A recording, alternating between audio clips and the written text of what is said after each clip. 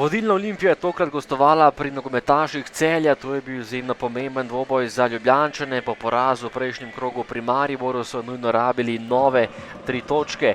Letos prva tekma neodločeno brez golov v Ljubljani in tokrat je Olimpija štartala odlično. Tole je že gol v 3. minuti, podal je Eleke, Bajrić pa je žogo pospravil v mrežo za prednost Olimpije 0:1.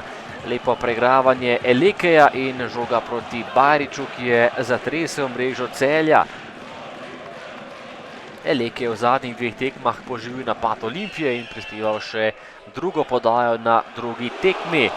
Še napad za Ljubljančane, podal je Radović z glavo čez gol Aris Zarifović. Nov napad Olimpije in vratnica je rešila vratarja Kotnika, ampak Zajc je prišel do odbite žoge in povišal prednost na 0:2.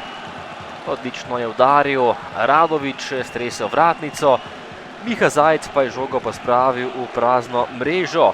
Tekla je 20. minuta in Olimpija je podvojila prednost in bila na pragu zmage, ampak tekma je bila še izjemno dolga. Nepazljivost že v naslednji akciji, Lovre Čirjak je zadel za 2:1. Zadetek Lovreta Čirjaka podal je Miškić, Čirjak pa je presenetil obrambo Olimpije.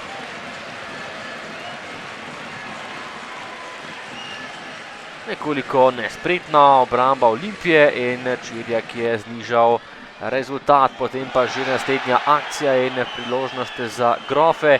Odličen strel daleč in obramba Nejca Vidmarja. Tokrat je svoj strel preizkusil Danijel Miškić in še drugi polčas, prva kombinacija za nogometaše Olimpije in povišene prednosti na 1:3.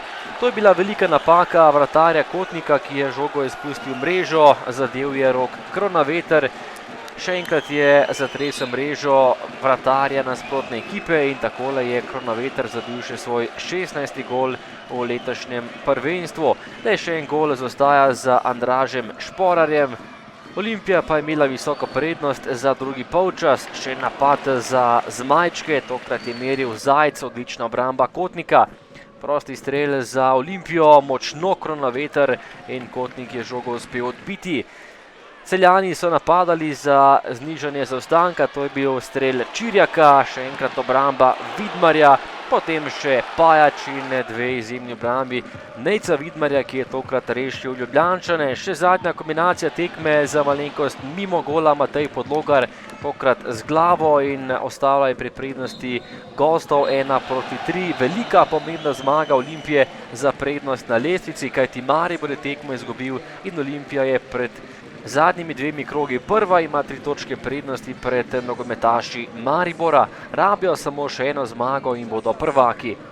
Seveda, da smo pokazali, poraz se razlikuje od porazov in jaz sem ponosen nad borbenostjo, ne nad rezultatom.